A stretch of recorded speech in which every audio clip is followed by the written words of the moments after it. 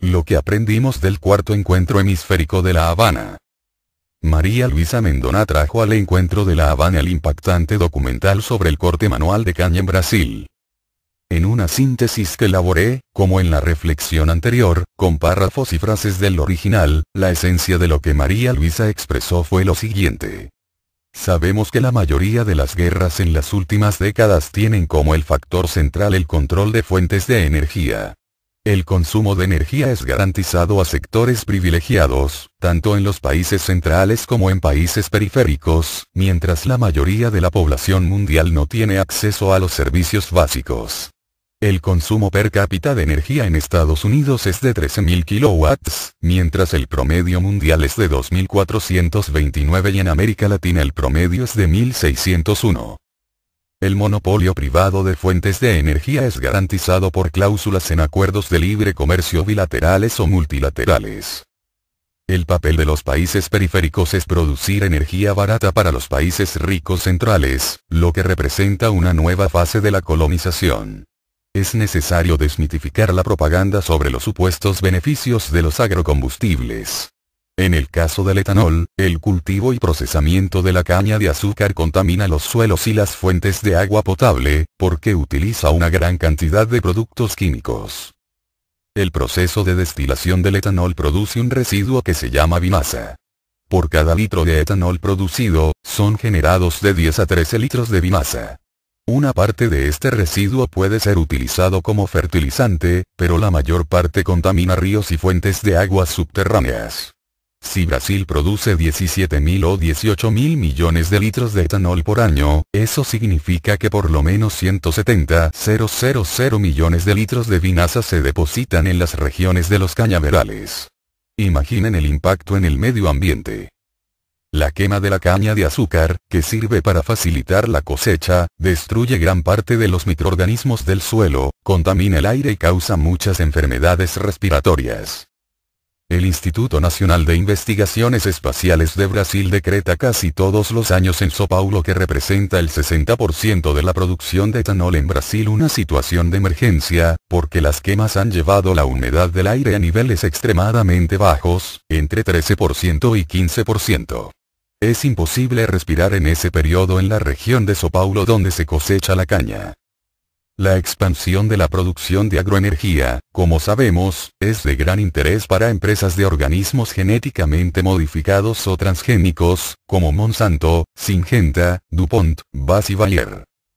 En el caso de Brasil, la empresa Votorantim ha desarrollado tecnologías para la producción de una caña transgénica, que no es comestible, y sabemos que muchas empresas están desarrollando este mismo tipo de tecnología, y como no hay medios para evitar la contaminación de los transgénicos en los campos de cultivos nativos, esta práctica pone en riesgo la producción de alimentos. Con relación a la desnacionalización del territorio brasileño, grandes empresas han adquirido ingenios de caña en Brasil. Bunge, Novo Group, Adam, Dreyfus, además de los megaempresarios George Soros y Bill Gates. Como consecuencia de esto, sabemos que la expansión de la producción de etanol ha generado la expulsión de campesinos de sus tierras y ha creado una situación de dependencia de lo que llamamos la economía de la caña, porque no es que la industria de la caña genere empleos, es lo contrario, genera desempleo, porque esa industria controla el territorio. Eso significa que no hay espacios para otros sectores productivos. Al mismo tiempo, tenemos la propaganda de la eficiencia de esta industria. Sabemos que se basa en la explotación de una mano de obra barata y esclava. Los trabajadores son remunerados por cantidad de caña cortada y no por horas trabajadas. En el estado de São Paulo, que es donde está la industria más moderna entre comillas por supuesto y es el mayor productor del país, la meta de cada trabajador es cortar entre 10 y 15 toneladas de caña por día. Un profesor de la Universidad de Campinas, Pedro Ramos, hizo estos cálculos. En los años 80 los trabajadores cortaban alrededor de 4 toneladas por día y sacaban el equivalente a más o menos $5. Actualmente, para sacar $3 por día, es necesario cortar 15 toneladas de caña. El propio Ministerio del Trabajo en Brasil hizo un estudio en el que dice que antes 100 metros cuadrados de caña sumaban 10 toneladas. Hoy, con la caña transgénica, es necesario cortar 300 metros cuadrados para alcanzar 10 toneladas. Entonces, los trabajadores tienen que trabajar 3 veces más para cortar 10 toneladas. Este patrón de explotación ha causado serios problemas de salud y hasta la muerte a trabajadores. Una investigadora del Ministerio del Trabajo en São Paulo dice que el azúcar y el etanol de Brasil están bañados de sangre, sudor y muerte. El Ministerio del Trabajo en São Paulo, en el año 2005, ha registrado 450 muertes de trabajadores por otras causas, como asesinatos y accidentes, porque el transporte hacia los ingenios es muy precario, y también a consecuencia de enfermedades como paros cardíacos y cáncer. Según María Cristina Gonzaga, que hizo la pesquisa, esta investigación del Ministerio del Trabajo muestra que en los últimos 5 años 1.383 trabajadores de la caña han muerto solamente en el estado de São Paulo. El trabajo esclavo también es común en este sector. Los trabajadores son generalmente migrantes del nordeste o de Minas Gerais, que son seducidos por intermediarios. Normalmente el contrato no es directamente con la empresa, sino a través de intermediarios, que en Brasil los llamamos gatos, que seleccionan mano de obra para los ingenios. En el 2006, la Fiscalía del Ministerio Público inspeccionó 74 ingenios, solamente en São Paulo, y todos fueron procesados. Solo en marzo de 2007, los fiscales del Ministerio del Trabajo rescataron 288 trabajadores en situación de esclavitud en São Paulo. Ese mismo mes, en el estado de Mato Grosso se rescataron 409 trabajadores en un ingenio que produce etanol. Entre ellos había un grupo de 150 indígenas. En esa área del centro del país, en Mato Grosso, hay esta característica de utilizar indígenas en el trabajo esclavo de la caña. Todos los años cientos de trabajadores sufren condiciones semejantes en los cañaverales. ¿Cómo son estas condiciones? Trabajan sin un registro formal, sin equipos de protección, sin agua o alimentación adecuada, sin acceso a baños y con viviendas muy precarias. Además, tienen que pagar por vivienda, por comida, que es muy cara, y necesitan pagar por instrumentos como botas y machetes y, por supuesto, en caso de accidentes de trabajo, que son muchísimos, no reciben el tratamiento adecuado. Para nosotros, la cuestión central es eliminar el latifundio, porque detrás de esta imagen moderna hay un problema central, que es el latifundio en Brasil y, por supuesto, en otros países de América Latina. También es necesaria una política seria de producción de alimentos. Con esto quería presentar un documental que hicimos en el estado de Pernambuco con trabajadores de la caña, que es una de las regiones donde más se produce la caña de azúcar, y así ustedes van a ver realmente cómo son las condiciones. Este documental fue hecho con la Comisión Pastoral de la Tierra en Brasil y con sindicatos de trabajadores forestales del estado de Pernambuco. Así concluye su intervención la destacada y aplaudida dirigente brasileña. A continuación expongo las opiniones de los cortadores de caña, contenidas en el material fílmico entregado por María Luisa. Cuando en el documental no aparecen identificadas las personas, se indica su condición de hombre, mujer o joven. No las incluyó todas por su extensión. Severino Francisco da Silva, cuando tenía 8 años, mi padre se mudó al ingenio del Junco. Y cuando llegué, yo estaba por cumplir 9, mi padre empezó a trabajar, y yo ataba la caña con él. Trabajé unos 14 o 15 años en el ingenio del Junco. Una mujer, hace 36 años que vivo aquí en este ingenio. Me casé aquí y tuve 11 hijos. Un hombre, hace muchos años que trabajo en el corte de la caña, no sé ni contar. Un hombre, empecé a trabajar con 7 años y mi vida es cortar caña y desmalezar. Un joven, nací aquí, tengo 23 años, desde los 9 años corto caña. Una mujer, trabajé 13 años aquí en la planta Salgado. Yo sembraba caña, sembraba fertilizante, limpiaba caña, hierba. Severina aconsejó, todos estos trabajos del campo yo los sé hacer. Sembrar fertilizante, sembrar caña. Hacía de todo con el bombo de este tamaño, se refiere al embarazo, y el canasto al costado, y seguía trabajando. Un hombre, trabajo, todos los trabajos son difíciles, pero la cosecha de la caña es el peor que hay en Brasil. Ed le usa, llego a casa y voy a lavar los platos, a arreglar la casa, cuidar del servicio doméstico, hacer las cosas. Cortaba caña, y a veces llegaba a casa y no podía ni lavar los platos, estaba con las manos lastimadas, llenas de callos. Adriano Silva, el problema es que el administrador exige mucho en el trabajo. Hay días que uno corta caña y cobra, pero hay días que no cobra nada. A veces alcanza y a veces no. Misael, la situación aquí es perversa, el administrador quiere disminuir el peso de la caña.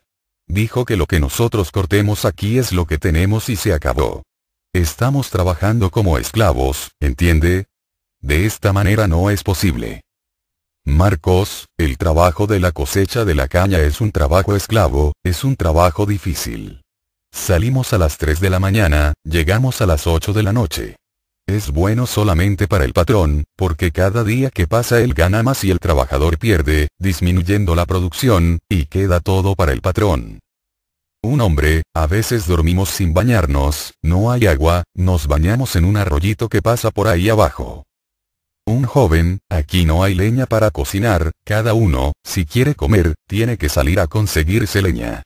Un hombre, el almuerzo es lo que uno trae de casa, trae una comida, come así nomás, en ese sol, va tirando para adelante como puede en la vida. Un joven, quien trabaja mucho necesita tener una alimentación suficiente.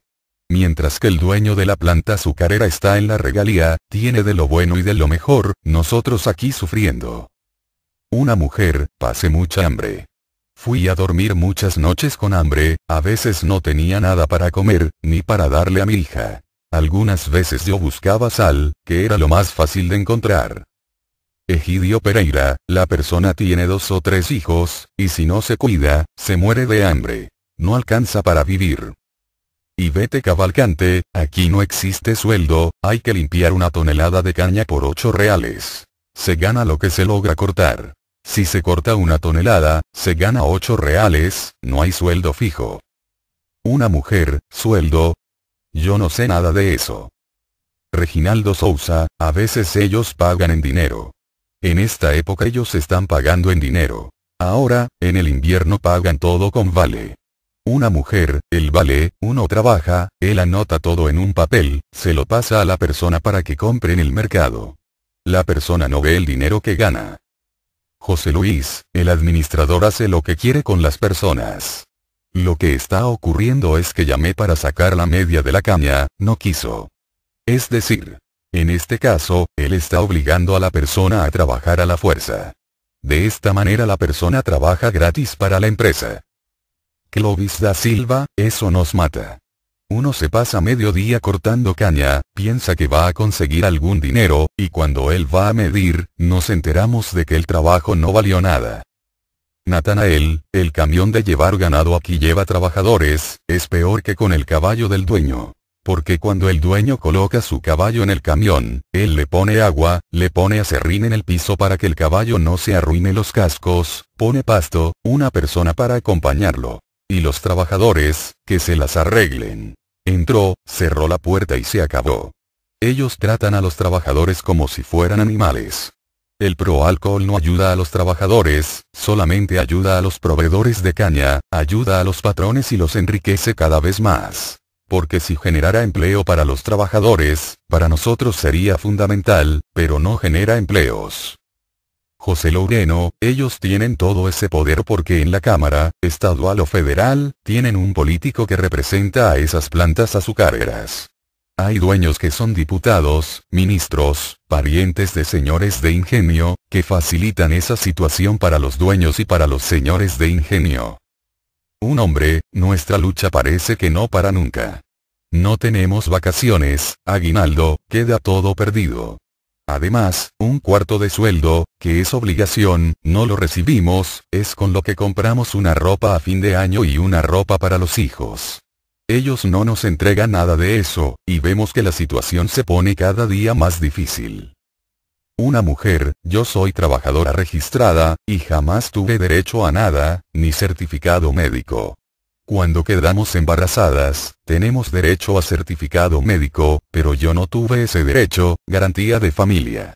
Tampoco tuve aguinaldo, siempre recibía alguna cosita, después no recibí más. Un hombre, hace unos 12 años que él no paga ni aguinaldo ni vacaciones. Un hombre, no puedes enfermarte, trabajas día y noche arriba del camión, en el corte de la caña, de madrugada.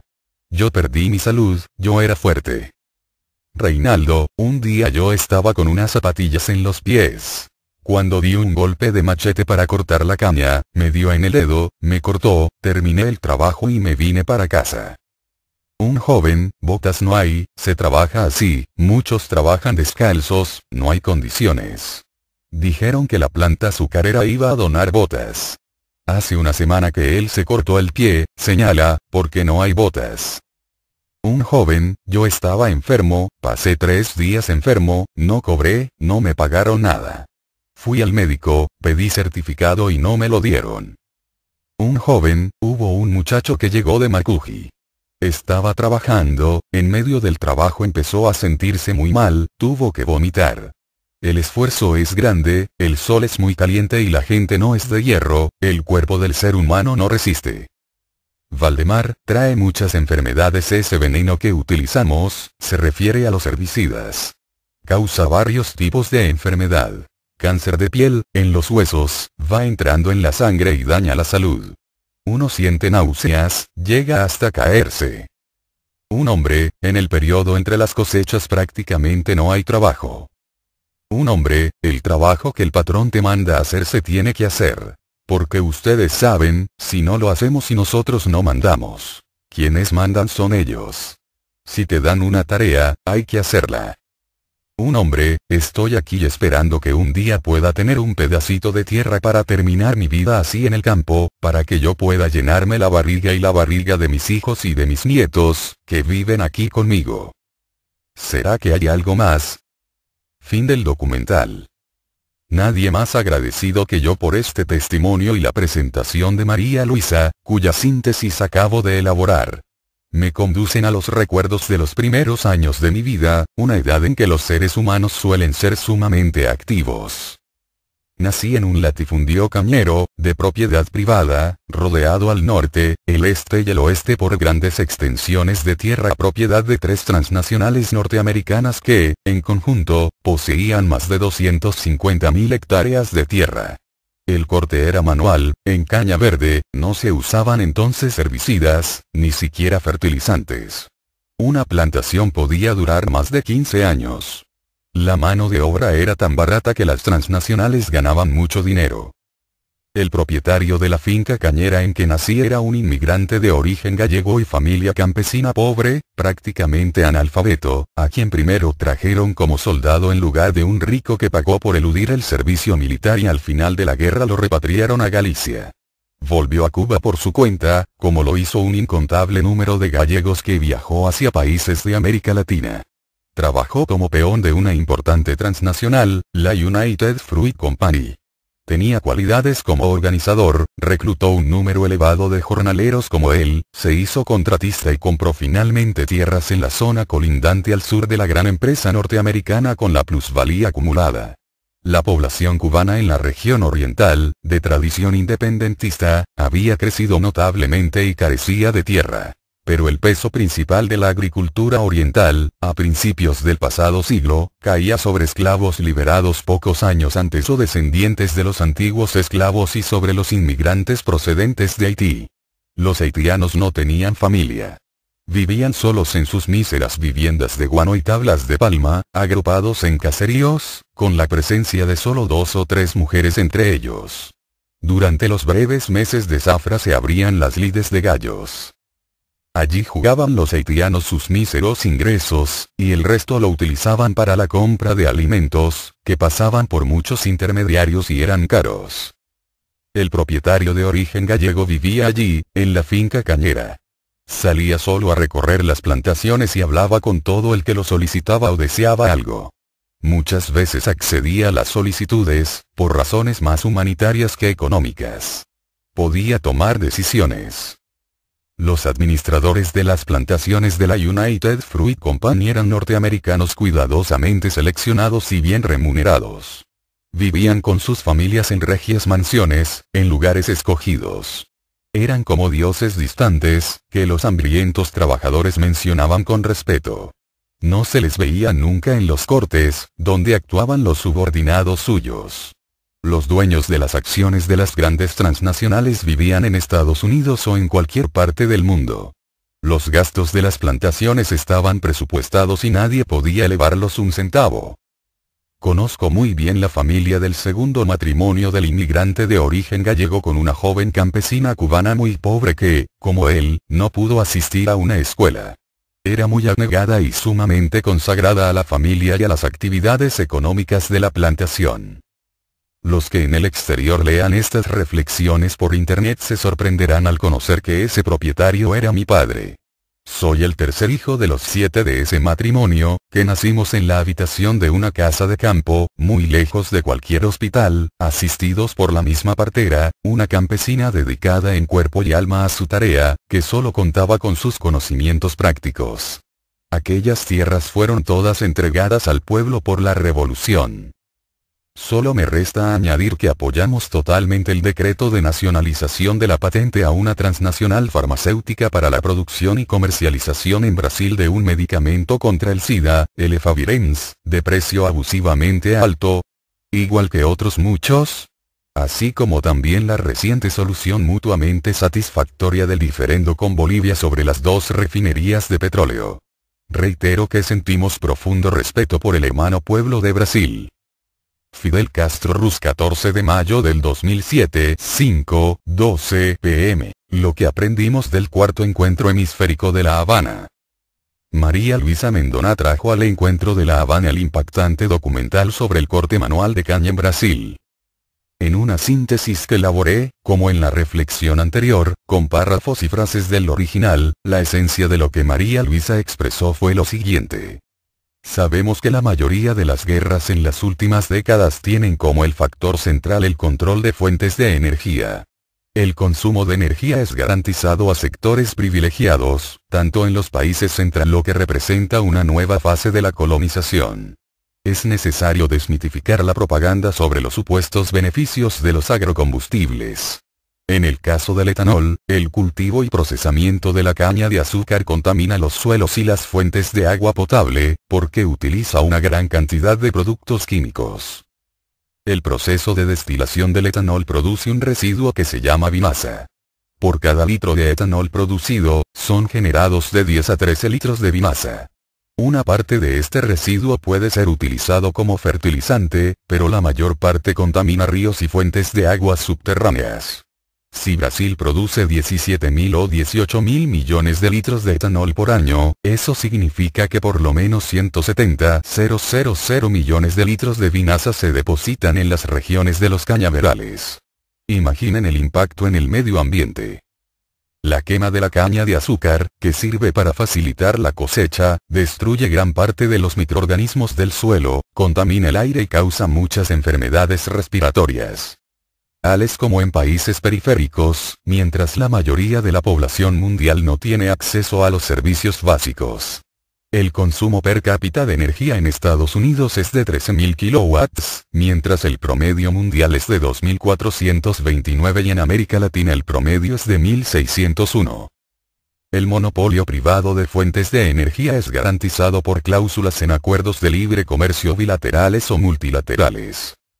El papel de los países periféricos es producir energía barata para los países ricos centrales. El Instituto Nacional de Investigaciones Espaciales de Brasil decreta casi todos los años en São Paulo, que representa el 60% de la producción de etanol en Brasil, una situación de emergencia, porque las quemas han llevado la humedad del aire a niveles extremadamente bajos, entre 13% y 15%. Es imposible respirar en ese periodo en la región de São Paulo donde se cosecha la caña. La expansión de la producción de agroenergía, como sabemos, es de gran interés para empresas de organismos genéticamente modificados.